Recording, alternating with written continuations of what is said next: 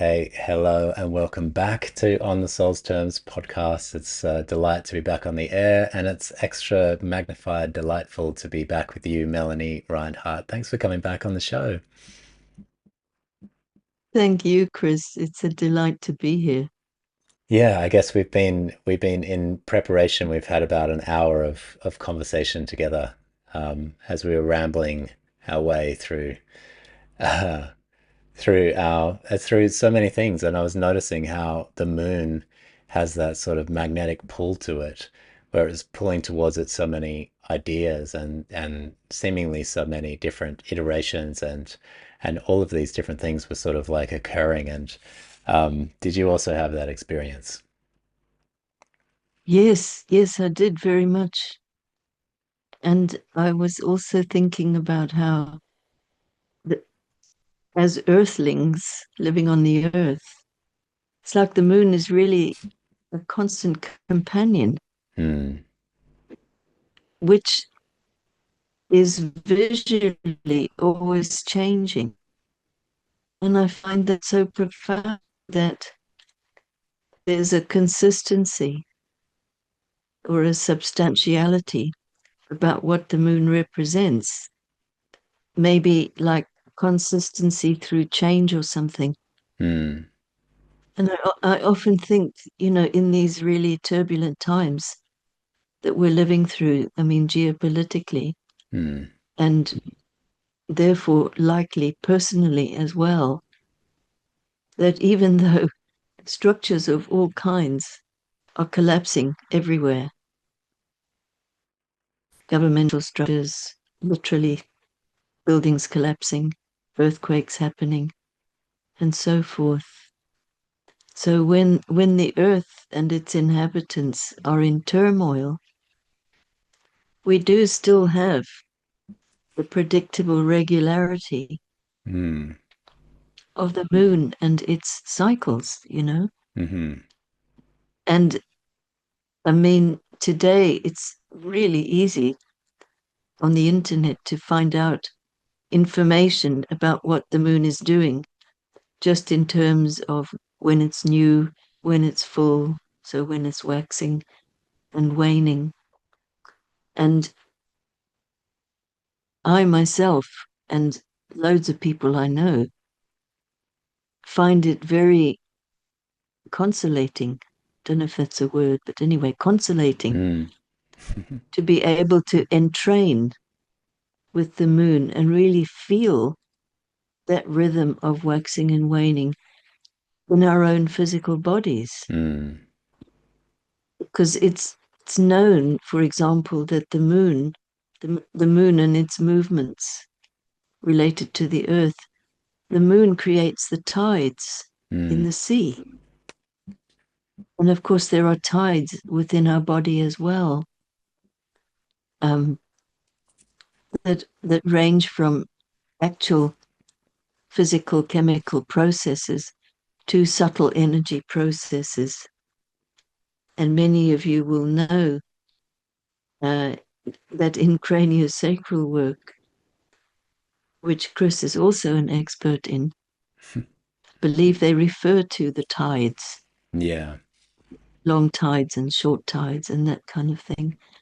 So Hmm. I personally find the moon eternally wonderful as almost like a reference point if I'm feeling like I'm getting out of sync, out of order in myself, kind of checking in with what the moon is doing can be so reassuring Hmm. and enlivening and, yes, comforting and inspiring at the same time, both energizing and calming. Hmm. And, I, I've lost count of the number of different students who I've taught down the years, people going like from zero astrological knowledge, but feeling that magnetic pull that Chris was referring to. Hmm. So that I would say to them, the best way to start in your astrological journey is to entrain yourself with the moon cycle. And at first, it can be the simple waxing and waning. And gosh, there's enough in that to really actually change one's life, Mm. truly. Mm-hmm. And then, as you learn more of the astrology, if you want to, you can add all kinds of things onto that, like what sign it's in, what planet rules that sign. You can go into an endless array of information just from that. But the fundamental thing is that bodily attunement. Mm. And, about the moon pulling the water of the tides. I mean, if you think about it, it is mind blowing. Because, if you go to the supermarket and you buy like a 6 pack of 2 liter bottles of water, it's really, really heavy. And if you think about that compared to the ocean, it gives you a measure of the power of the tidal energies that flow, as it were, in the relationship between the earth and the moon. And Mm. we live in the midst of that, actually. It's not an optional add on, it's where we live. Hmm.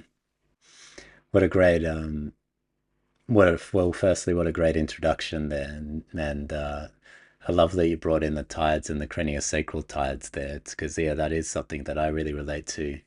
Um, Mm. Within craniosacral therapy, we have the three layers. Ultimately, there's these three layers of the tides, and most of us are spending a lot of time up in this top level, which is referred to as craniorhythmic impulse. It's just CRI, so it's kind of like like where all the information is happening, essentially, sort of up on the surface level of life.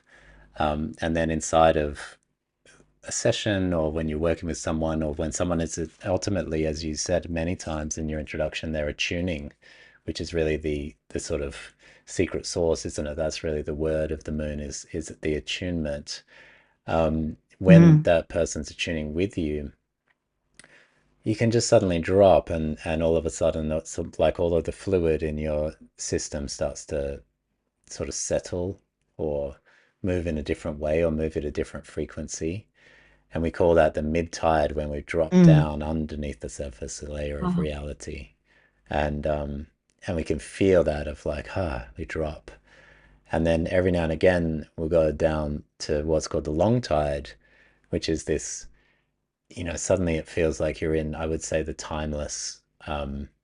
It's almost like you've gone so deep in when you're in the long tide that you're not quite sure exactly where you are, but but what's so beautiful is, rather than these technologies of transcendence, like coming up, coming out, evolving and going forward and up and out kind of thing, which is, this complete other yes, movement. This is like a dropping so deep yes, down, and you feel like you've dropped so deep into your own system, into your own body, when you're in those states of yeah, consciousness. And suddenly there's a big wellspring, like it is a well of and the well is actually an image that I like for the moon as well. Um, you know, as well. as Fun, well. fun. Yeah. Well, there's so many puns around the moon, because well, the puns around the well, because the wellness industry and being well, perhaps is Oh, also yes, close to being well, and in the well, and this dropping down into the wellspring of just how much life force is there and available to us, and just how we really, um, it's the art of doing nothing as well, right? It's like, really, this is the art of not trying to achieve or accomplish anything, but of really allowing ourselves to, like my Korean teacher would always um, say, you're not the doer, and try to get us out of the mm, constant being of the doer. And just that one little piece is like really the central piece. You're not the doer. And so allowing us to sort of relieve ourselves from the tension of being the one, being the big hero, being the one that's got to make everything happen. I think the lunar yes. quality is like the medicine for all of that, in a way. the medicine for an overly solidified world, a solar fire, a solar energy, a heroic world. Um, this lunar frequency, which is so hard to pin down as well. That's why Melanie and I did spend about Yes, an hour just trying to sort of like, what are we going to talk about here? It's like maybe all we need to do is hit record yes, and go. rambling in the light of the moon. Yeah, exactly. It's what it felt like. But I loved, the way you described it there. I could really feel the presence of the moon as a companion Mm, to our earthliness, to our bodies. This companion that we can actually, we have many invisible companions in this life, right? I really feel that the presence of invisible companions is really at the center of, my own, I guess, I'm not sure, I would say experience before I say belief, my experience of mm, the mm. invisibles. But the moon is this visible, available being that is there in the sky every day or night, right? Um, and I love the way that you described how you brought it down to us. You pick up six, which I have done here in Greece. I picked up the six bottles quite a few times, to have the six bottles. It is heavy.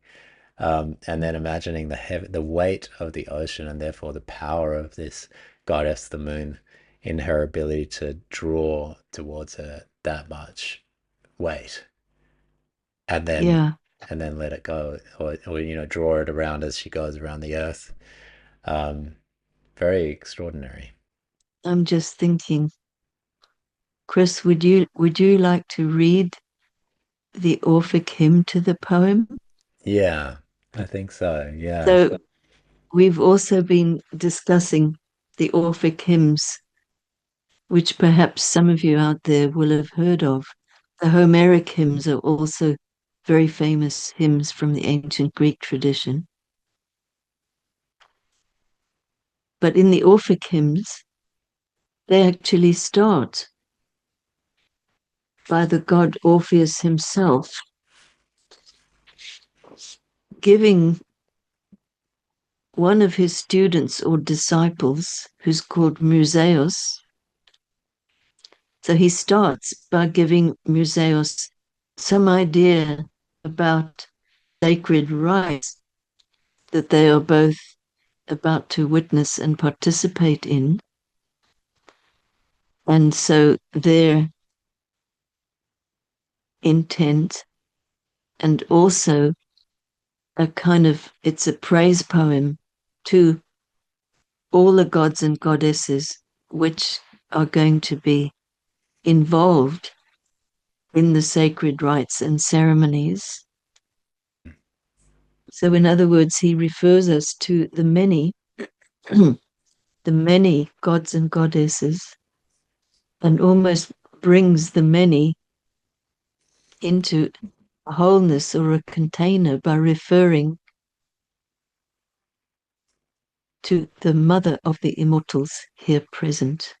Mm, And of course, the mother is a figure long associated with the moon herself.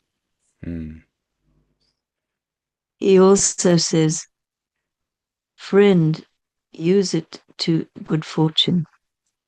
It meaning his little speech before the Orphic hymns are recited.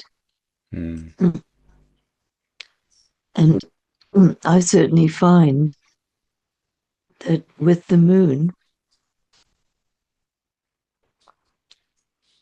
there's a way in which it accompanies and informs our life in an intimate, immediate, and daily sense. There are ways you can follow the movement of the moon that can help you pace yourself mm, through your day, through your week, through the month, mm, and even the year, or even your whole life. mm. And we might talk about some of those ways a bit more. Yeah. But right now, Chris, would you like to recite the prayer to the moon? here it is to the Orphic hymn to the moon to bring her in and make sure she's here with us for this journey.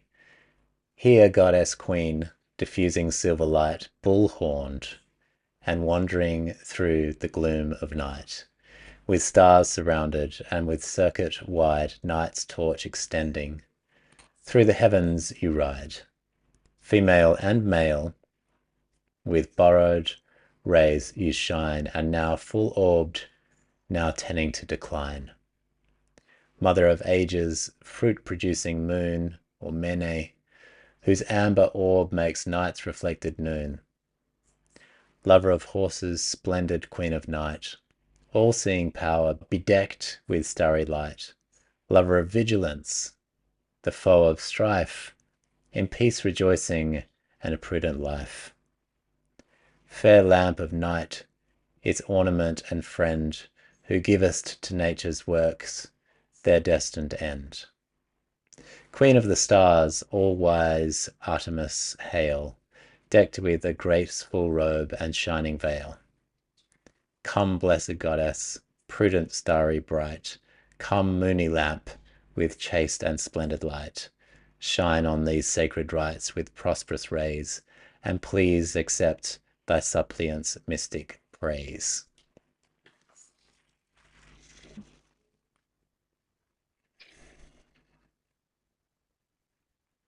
I just love this translation, the way it kind of piles image on top of image on Mm, top of associations and so forth. I find it so rich. mm, You know, there are more modern translations of the Orphic hymns available, right. but I find myself always coming back to this one, translated by Thomas Taylor, Mm. centuries old, Is but it? very Yeah. beautiful in my feeling. Mm. Well, I'll leave a link to everybody for everybody in the show notes so that they can go and have a look for themselves and spend some more time in this one and the others. And I think we talked about it off air, but there's these two types of hymns. There's the Homeric hymn and the Orphic hymn. And the Homeric hymn will put you in the story, so it'll tend to take you through some of the mythic components and introduce you to some other mythic characters, and maybe tell a brief story about the god or goddess, which is actually a really great way to experience the gods and goddesses. I find, I think through myth is an Mm. excellent way to feel that. Whereas the Orphic hymns are more like an invocation, so really just calling them out, calling them forward, reciting. We can imagine they are hymns, so they would be sung with music and a lot of repetition in them and circling around. And the more that you go around, the more you bring them into presence. And so I think that's what the Orphic hymns are ultimately for, is to bring those deities into the presence, because that's the deity you're wanting to be with or work with. So for astrologers, I mean, both are really useful. Both are really great to the Homeric and the Orphic are great to go back to, but particularly the Orphic, if you're wanting to sort of like bring a deity into your altar, or if you're creating prayer, you're creating a space, you're creating something, you know, that you want to really bring that deity in, or that planet in, and you want to have a felt experience of them, then you go for the Orphic hymn, and you may say it several times, or do it with some music, or do it with some chanting, or do it with some repetition, and it can sort of really draw the figure into the room with you. Yeah, and I love the way the ambience of reverence Mm, is brought in. I think I'm right in saying that in almost every poem, there's a reference to that, the respect that one pays to these figures and the feeling of reverence for them. yeah, So, paying respects is the phrase that comes to mind.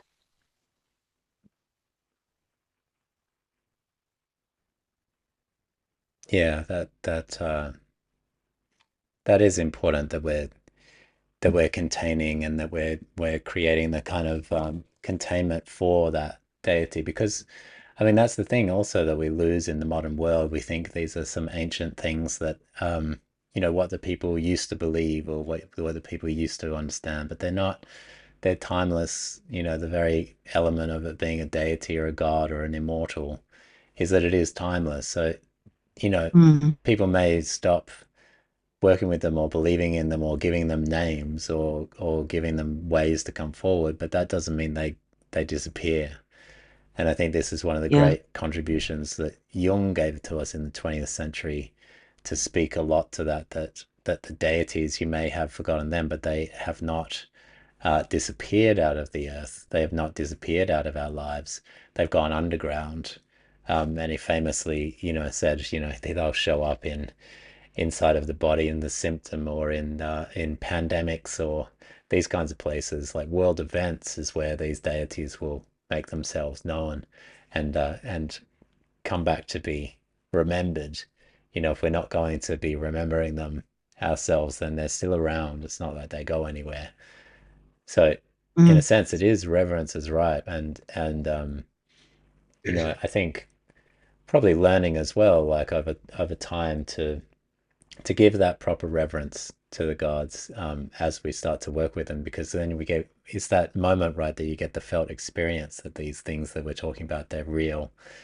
um, and when you attune with them, you can feel their potency, just as you gave us with the moon, how powerful she must be able to pull all of that incredible amount of water towards herself on a much bigger body than hers, right? Like, I mean, there's much more water than she is, right? She's very small in comparison to the Earth, and the Earth is 70% water. So that much water as she's able to affect from her position out there is quite remarkable.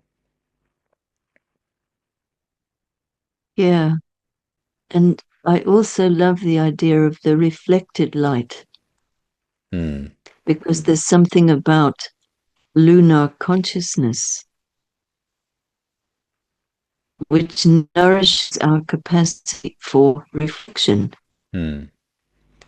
So, moon, as the ruler of night, offers us a space and a vibe, let's say, which is conducive to reflecting on activities that take place during the day world. Hmm.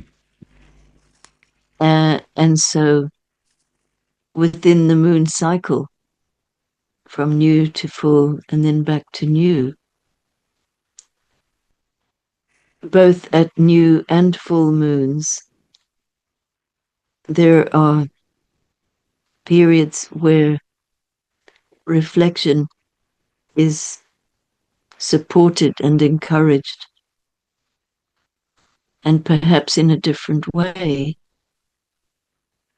but it's all there in the moon cycle, so Hmm. to speak.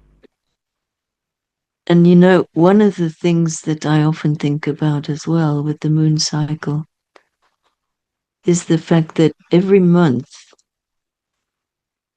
around the new moon, so before the new moon and after the new moon, there's a period where you can't see the moon at all at night. Hmm. This period is often called the dark of the moon.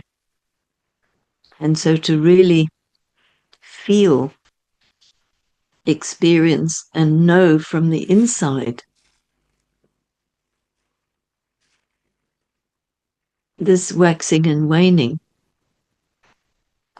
will enable that rhythm of action and reflection to stay in a good balance. Hmm. Because I often fantasize about the fact that, well, there are still some cultures in the world that reckon their calendars by the lunar cycle. Hmm. But in my imaginal world, where people really did live by the cycle of the moon, as soon as the moon disappears from the night view, there would be a period of retreat and rest and recuperation and introspection. Mm. And, like work would stop or Mm-hmm. businesses would close.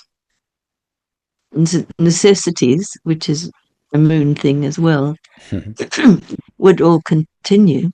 Mm.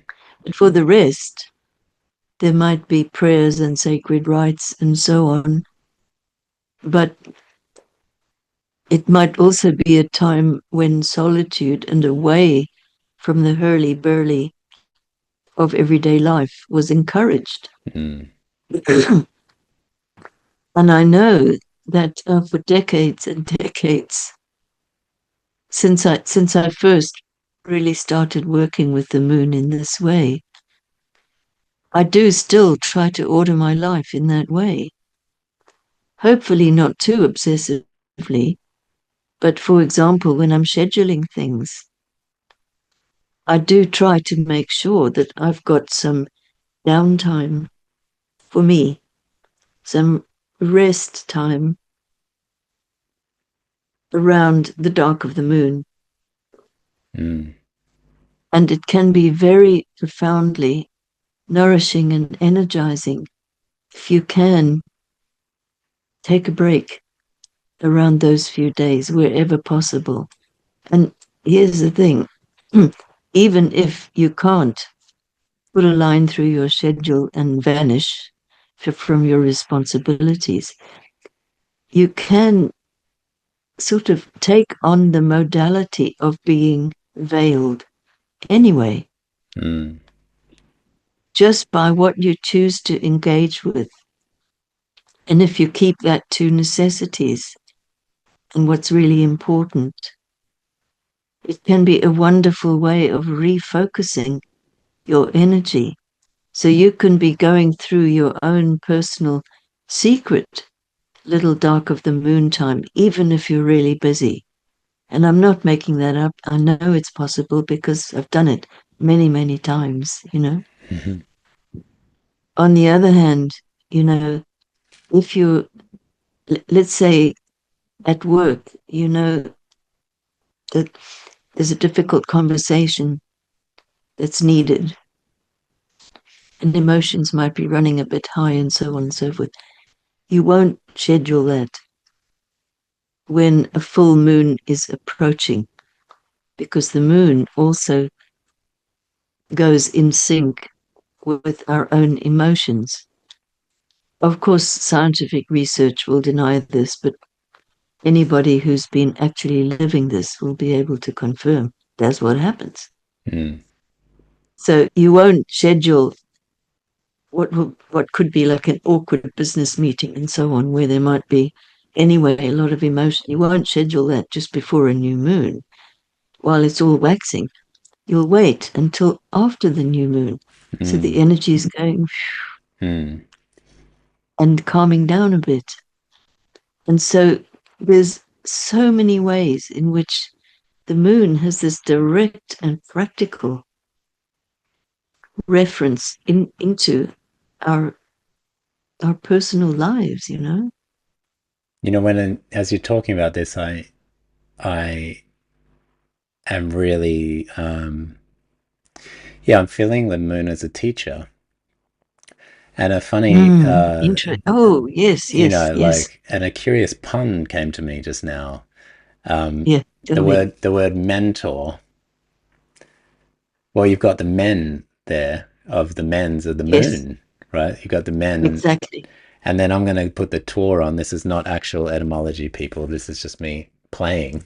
This is folk etymology, me I playing around. love it. And the Tor, which is like as we heard in the hymn, the white bull, in the from what I'm reading and gathering, because the character Selena in the Greek myths, she had a chariot that was like the sun god has a chariot, and the dawn goddess of dawn has a chariot. The lunar goddess also has a chariot pulled by sometimes two horses as opposed to the four of the sun. Um, but before that, they were pulled by bulls. And then there's an earlier Mm, image where she's just riding a white bull, which we get passed down to us through the myth of Europa. and Europa is riding a Ah, white bull over the ocean, very lunar image. We have many lunar images that then become different myths, right? But they seem to sort of leak into our myths even from more ancient times. And then they sort of make their way like myths will be like that. So I'm sort of thinking the mentor is a is ah, a moon yes. bull is a bull moon, Oh, I love it. Good. and that is not how you do etymology, people. That is how you just play around with words. But now there is a special word which I can't bring to mind that refers to a similarity of sound Ah, yes, between two words. yes. That's I don't know either. I can't bring A, it in. a, a phonism or something?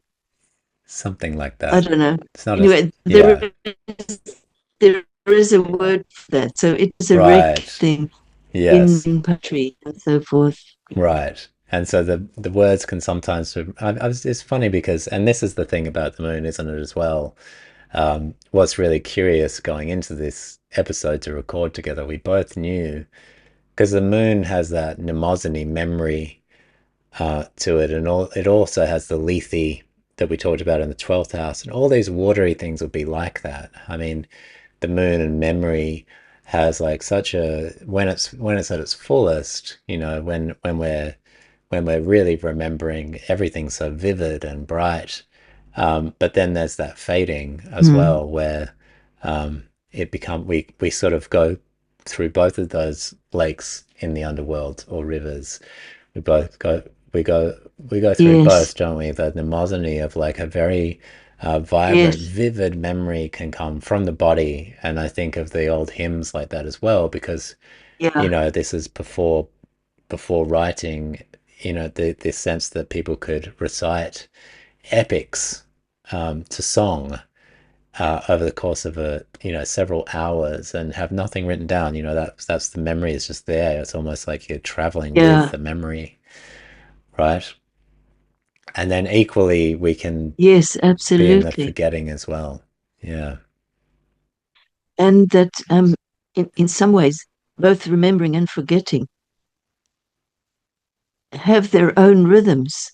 Hmm. They're not necessarily something which you can do to order just because you think it'd be a good idea or you want to remember or you want to forget. Hmm. That often doesn't work, at least in my experience. But I guess the appearance or disappearance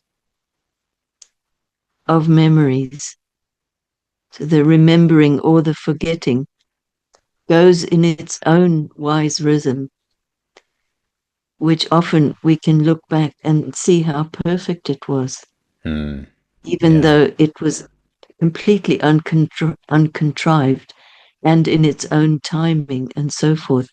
And of course, much about our education and culture goes in totally the opposite direction from that. So that's almost like a faculty that we have to relearn. Hmm.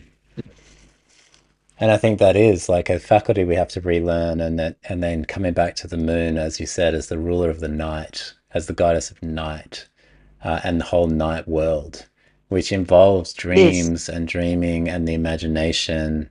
And it also involves boredom as well, right? It involves allowing ourselves boredom, allowing ourselves to be sitting there with not much going on.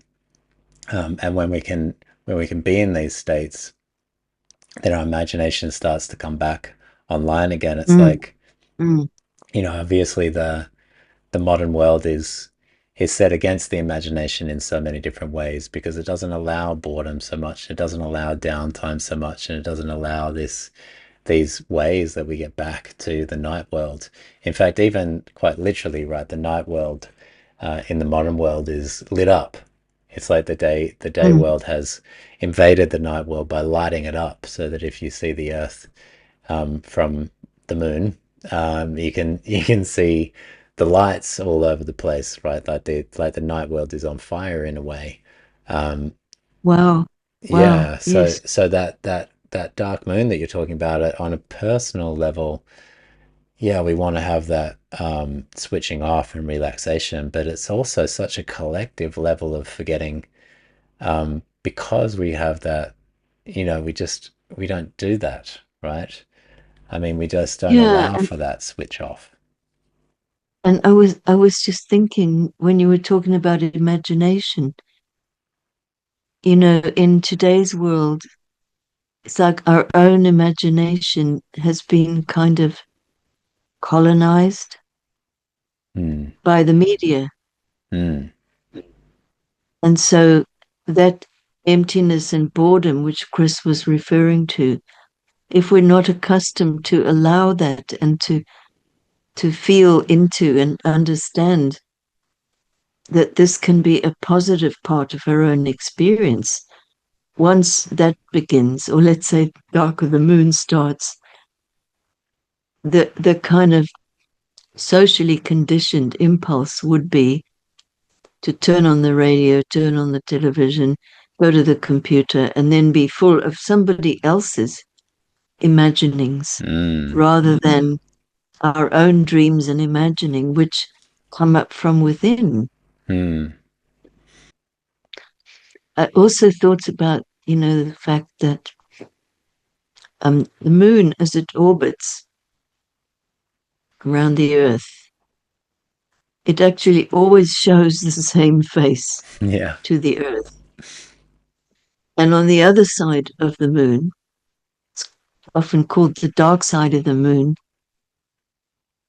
always makes can't hear that without thinking of Pink Floyd and their Yeah, of amazing course. album. Still remember when that came out. Oh my goodness. Mm, Wow. But to extend the metaphor, it's like, well, that dark of the moon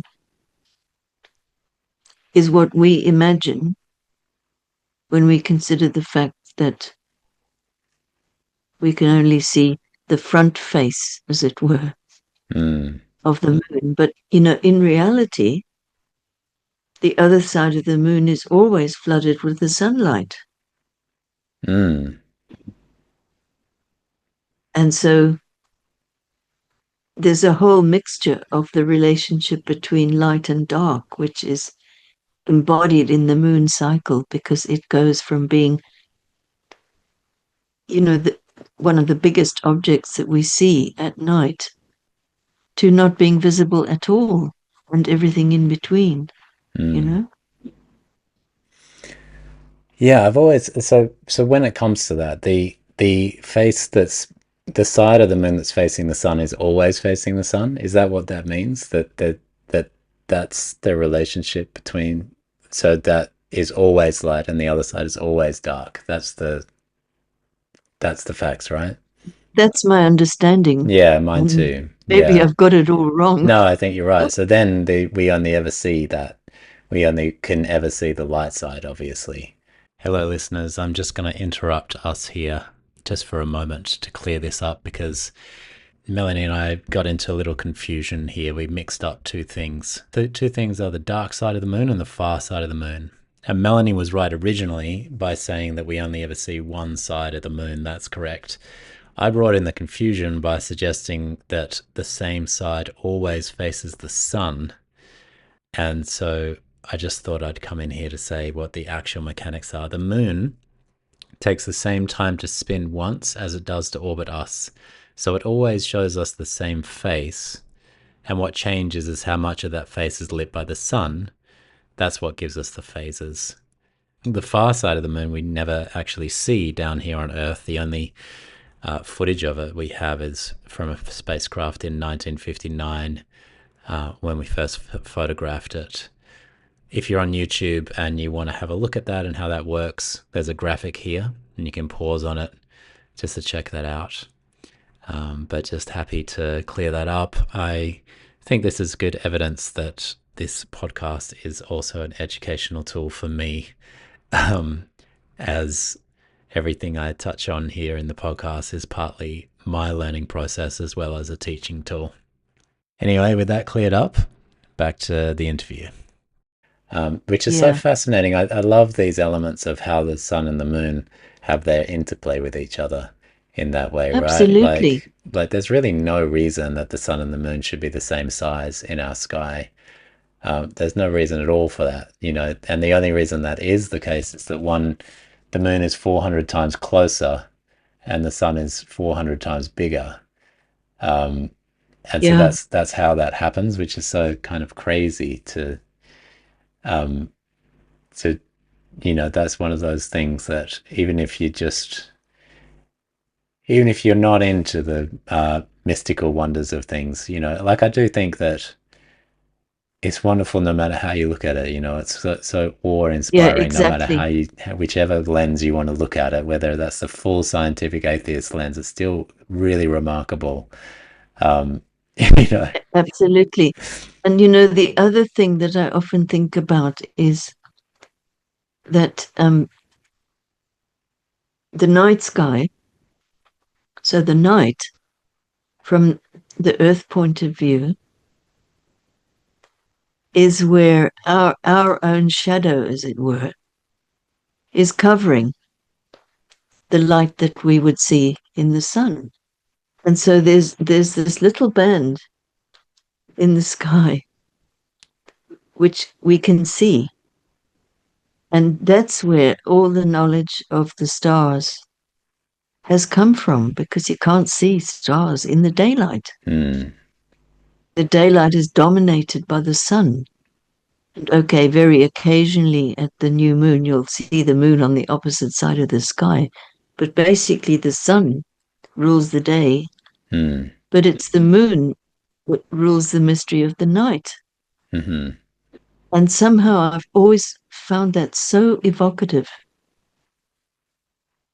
And, the two worlds that we inhabit, like every 24 hours, we live both in the day world and the night world. Hmm.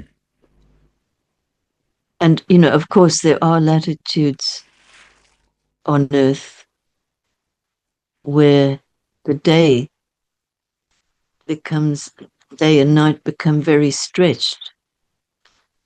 And so there's a very long summer where the sun dominates, Hmm.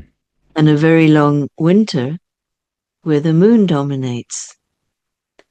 But I just thought, of the relationship between that moon world or the night world and astrology, because, of course, initially,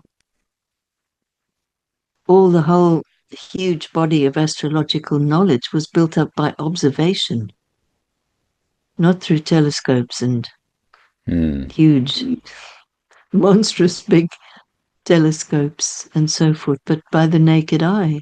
Hmm. So it was what we could see in the night sky that found founded the building blocks of what's now called the discipline of astrology. So the moon is very much involved with that, as I see it. Yeah, which means that, yeah, it's a beautiful thought to think about how it's night world consciousness that has to be the one witnessing the sky, right? Like this night world consciousness that has to be at the heart of astrology itself, because it's in the night. It's always going to be in the Yes, night, in those long nights. We have to yes, await for the sun to leave before we can do, like the sun's got to be out of the way before we can do this kind of work in the ancient world, right up until yes, the sort of, I was going to say the outbreak of technology, and I might as well say it like that, the outbreak yes, of technology, and the yes, first telescopes and what have you in, you know, what is that, like the 17th century. So right up until that time, yeah, that's the only way. And still now, if you're going to watch the stars, you know, for most of us, it's the only way.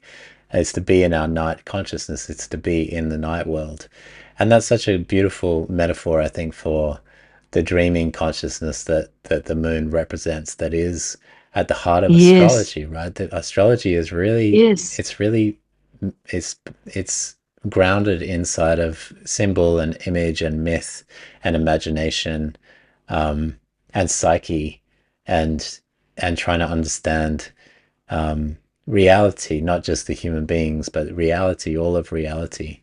And in order to do that, we sort of have to get away from that bright light, away from that one that says like, "Oh, I know," you know, and towards the truth of the matter that we don't know, or we don't know very much. And Mm. so kind of like attuning to that not knowing is such a lunar way of approaching reality, right? Starting with I'm not sure and I don't know, but I can make relationship and then find out. I can make connection. I can make attachment to what it is that I'm curious about. And then in that morphic way, I can discover through my night world, through my night vision, in a way. Yeah, and you know, just thinking about the fact that through our 24 hours, we get to live in the day world and the night world. And to me, there's something about astrology itself uh, that that requires both, just like a mirror of our lives, you know. Mm, So mm, we work from astronomical tables, and the measurement of time is connected with the moon anyway. But then to be able to sit with information and allow that to develop into meaning without pouncing on something and trying to figure it out. mm, That's a lunar way of learning, so to speak. And mm, also giving it time. I think being entrained with the moon and its movements and cycles can actually support our capacity for good timing, meaning that we're less likely to just rush ahead with what we think we have to do or what mm, we've been told to do or a plan, etc. It allows a different kind of timing, lunar timing, to also have some space. mm. And it's so interesting that lunar timing, how, some things take longer to grow than others. I think a lot of the metaphors around the moon are seeds and growth and gestation and time, right? And a lot of that happens under the ground and then it sprouts up. And Yes, different yes, things take different times, like, I mean, right, yes, like the creation of this podcast takes the time that it takes, and then if there's a yeah, creation of a book, like you've written quite a few books, Melanie, that's a different gestation, right? That's a different seeding, that's a different process, different watering, and different sprouting and flowering, right? Like maybe you can speak to that yes, of like that lunar process, because I mean your books obviously they are connected to the art of astrology and imagination and soul symbol healing, so they're all night world books, aren't they? Really. yes, yes, very much so. But each one was completely different Hmm. in the experience of that, Right. like I was just thinking almost different aspects of the lunarness of the process of writing. Hmm. As you know, I think I'm right in saying that in Vedic astrology, the moon is associated with the mind, Hmm. which I find very interesting Hmm. because in that sense, the moon can be associated with the mind that is directly connected to the body and the instincts, which can be a great blessing at times, and at other times, it can be a real difficulty Hmm. because the subjective clarity that comes to us from being connected with our own body and our dream body as well, Hmm. might not be what we need when we're trying to fill in a tax return. Okay. Yeah. Probably not. And yet, so being able to kind of maneuver between the two Yeah. is, I think, also something indicated by the moon, who Hmm. travels from the darkness to the brilliant light Hmm. in her own reflected light every month that goes on.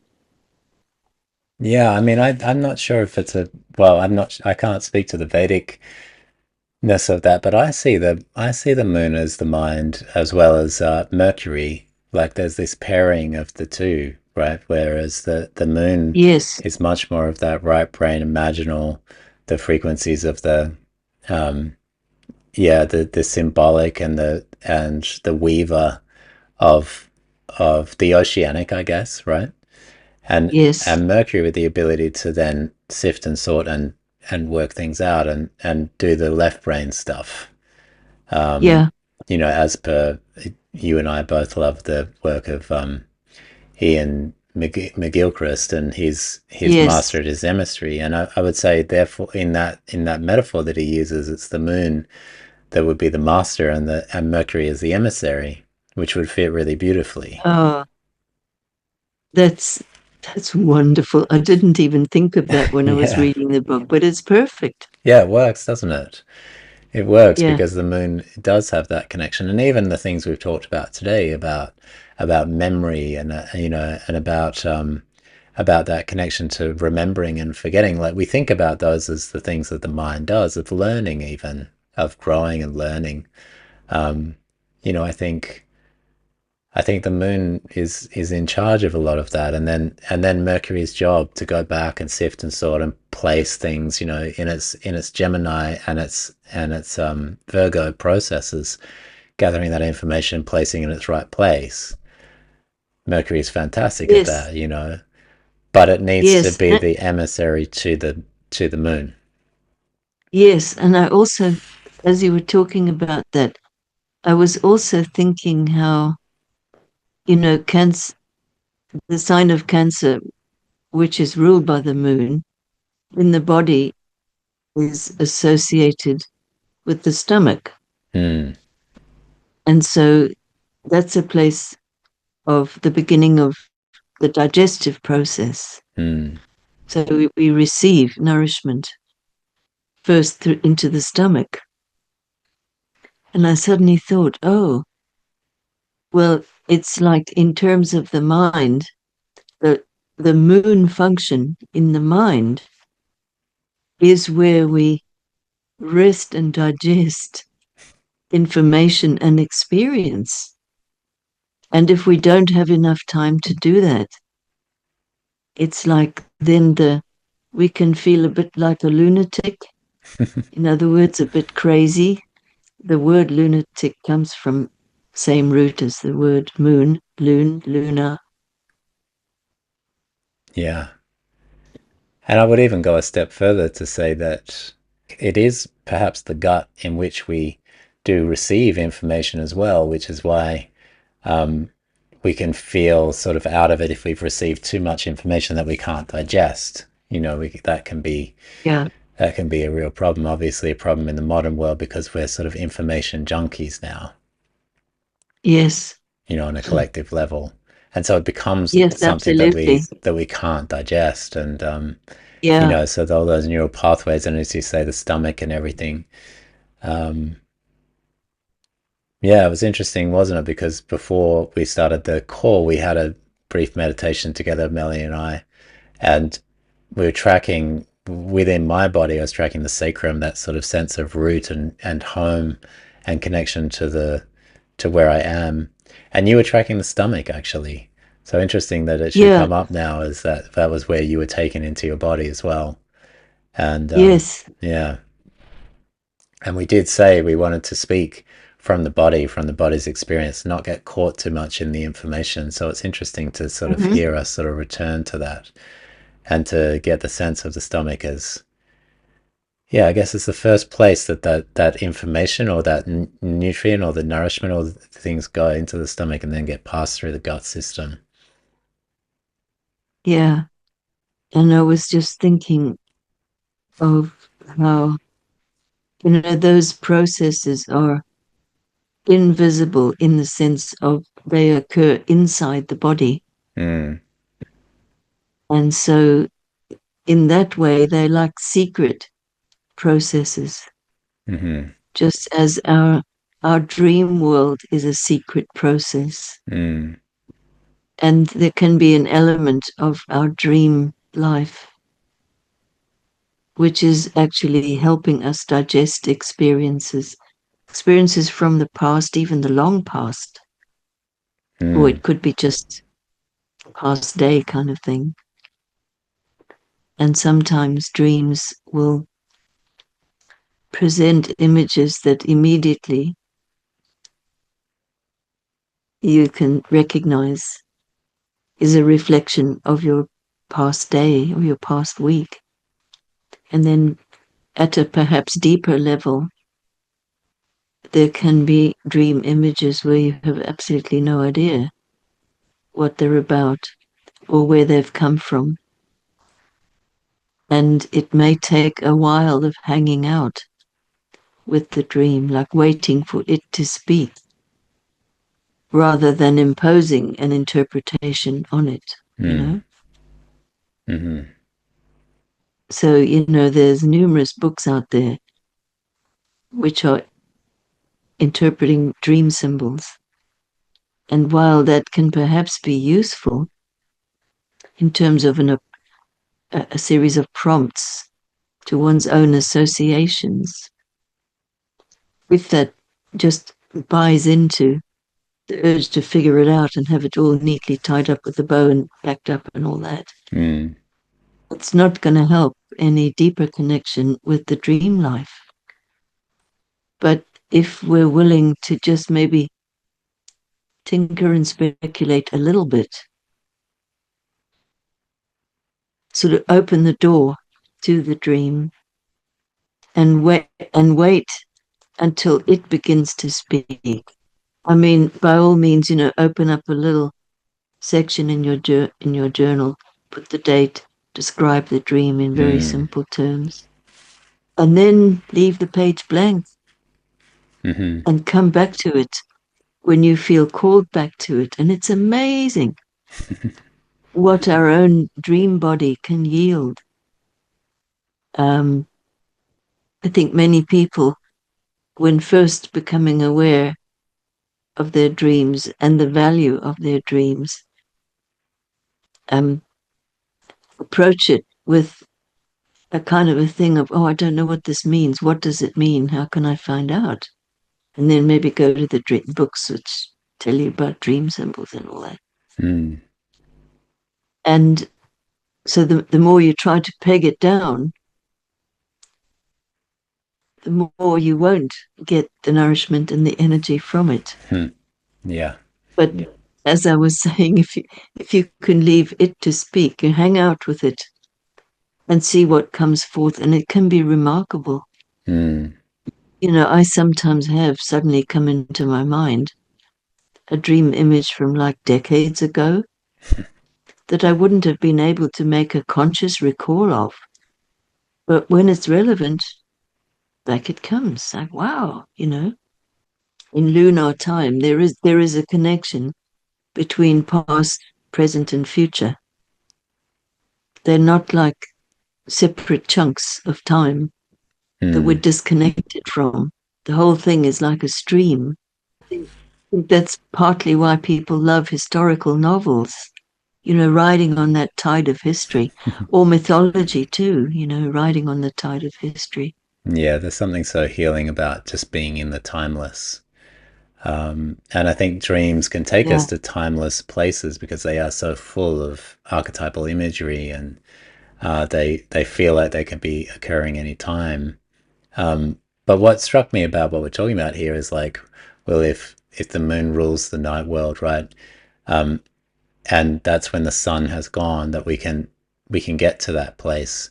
It's also when the light of our consciousness is also out of the way, isn't it? Like when we start to dream, it's when our light of our consciousness is finally set, when the sun has finally set.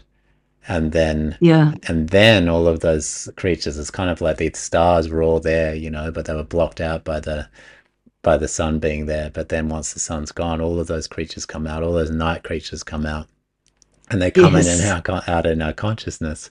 And that's when our minds are doing all of that beautiful background processing of our lives, essentially. And we take that so for granted, don't we? But everybody Yeah. listening would know what it's like, I think. almost everybody would know what it's like to not to be deprived of sleep for a long period of time, Mm, to be deprived of dreams, whether you're yeah. whether you're conscious of them or not, but to be deprived of that background happening, and how quickly your life begins to feel very thin, and very Yes. strung out, kind of thing, very Yes. deeply unresourced. It's the quickest thing if Yes. you just Yes. don't have sleep. Um, Yeah, that's so true. yeah, And of course, that's the thing about our immersion in the night world. yeah. Some people manage that better than others. I know for myself,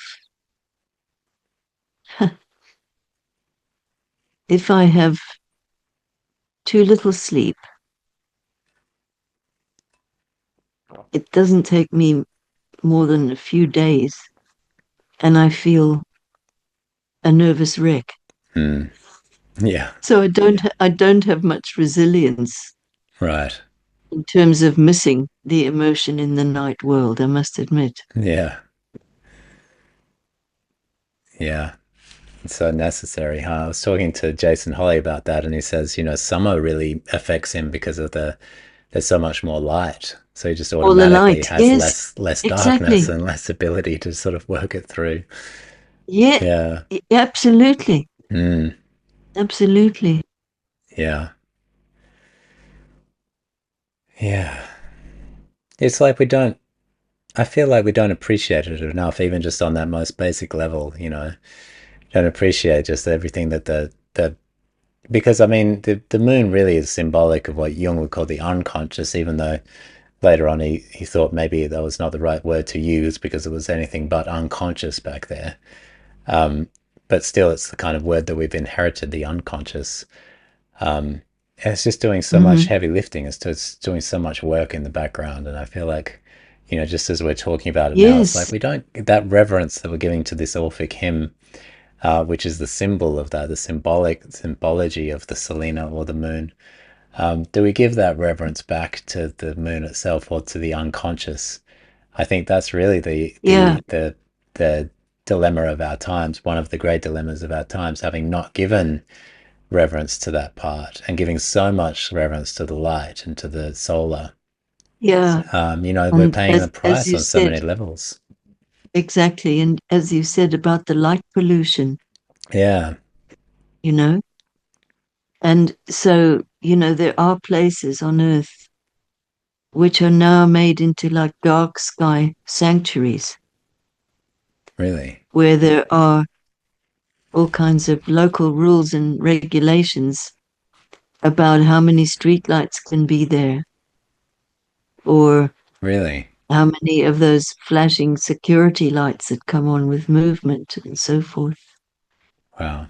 I believe there's one up in Scotland. No, it's a whole movement. That's great. I People love that trying to movement. reclaim the dark skies. Yeah, which is reclaiming the lunar world, right? For the moon Exactly to be right. the deity of that time. Um, Indeed, yeah, to have its appropriate place and respect.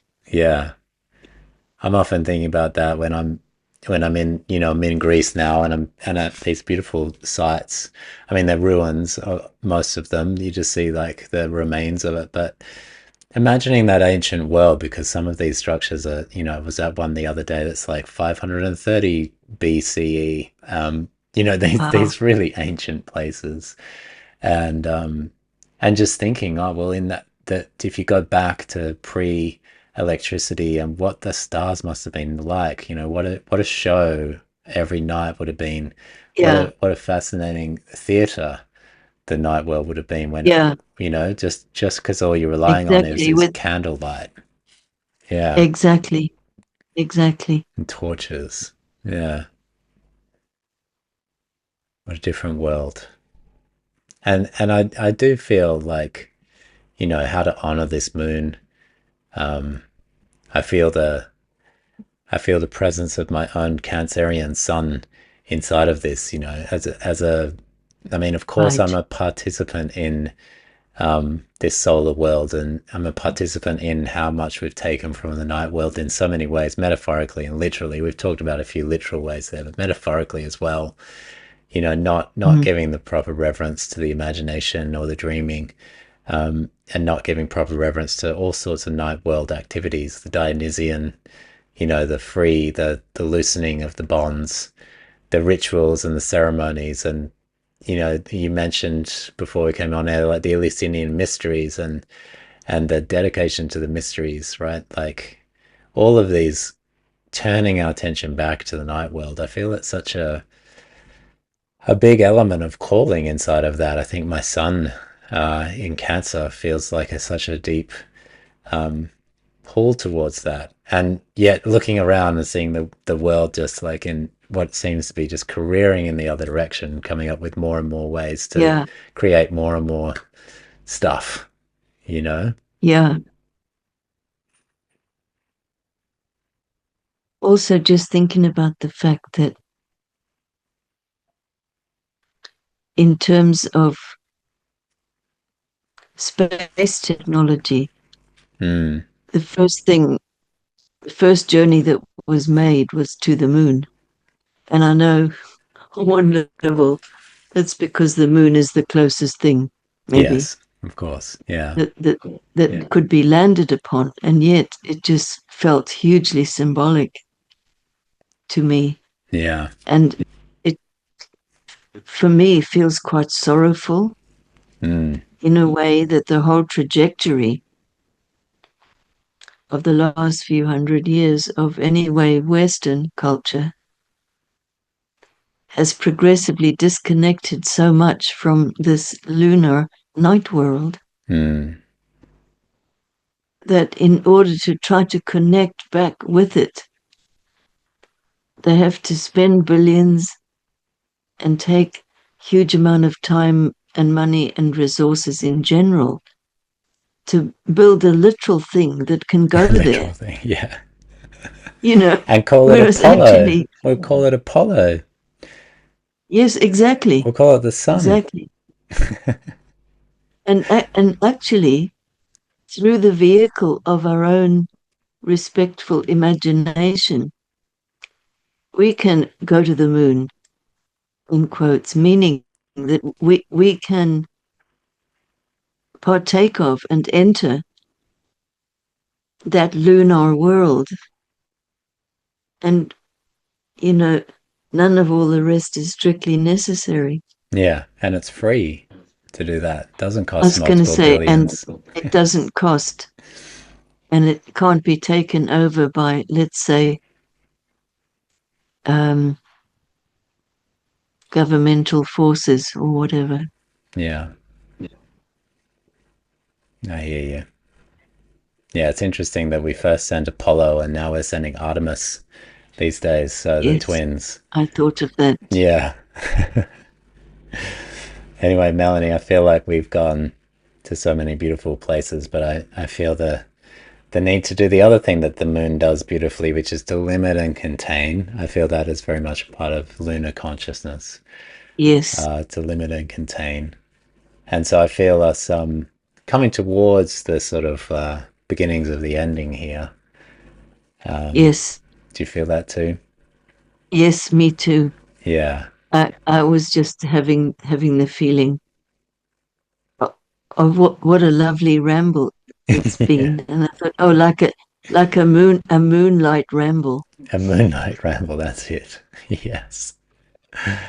Yeah, and we are connecting on this full moon in Capricorn. That's the day that Melanie and I are talking. The episode will come out in a few weeks from now, but so we are actually in that at the illuminating light, and it does feel like we've been able to wander around and pick up a few things in the moonlight and ramble around together. Yes. So what just comes to my mind is Rudolf Steiner's poem about Oh the full yeah. moon. And I can I read it? Yes, please. Can you read that? That'd be a beautiful way for us to Okay, find our let me way. see if I can pull this up. Yeah. Yeah, I think we could hear from perhaps even hearing from Steiner and then Rudya as a beautiful way to finish off our exploration, our deep space exploration tonight. Okay. So this one I'm about to read is Rudolf Steiner, obviously talking about the full moon. So he says this: the Godhead pours himself out in silver shining moonlight over the outer world. We feel as if this light is streaming through us, flowing around us. Yeah, it's powerful. And now, to honor the new moon, here is some writing by Dane Rudhyar.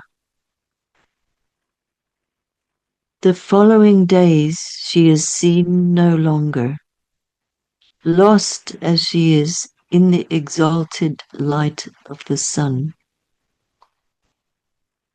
She communes with the sun to be filled once more with the potency of light, that she may be able again to make of it a gift to earth creatures.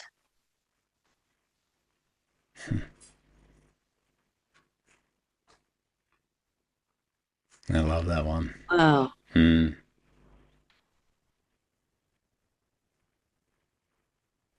Yeah, I love that.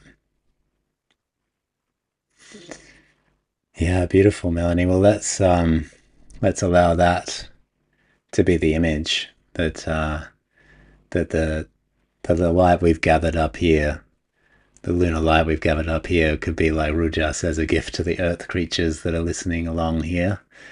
And yeah, I hope that has been. Yeah, I hope that people have enjoyed listening as much as I've enjoyed talking to you and rambling with you on this, our most kind of personal of topics and our most connected of topics. So thank you again for sharing of yourself and of your wisdom and joining me yet again on the podcast. It's such a pleasure to have you. It's such a pleasure to speak with you again. Oh, Chris, likewise. Really wonderful, especially as you're a kind of child of the moon, I am indeed. Cancerian, Yes. or a man in the moon. Man on the moon. So the honor is mine. Wonderful. Thank you so much. Thank you for listening to On the Soul's Terms podcast. To support the show, please consider leaving a 5-star review, sharing with friends, or becoming a patron at patreon.com/onthesoulsterms. Until next time.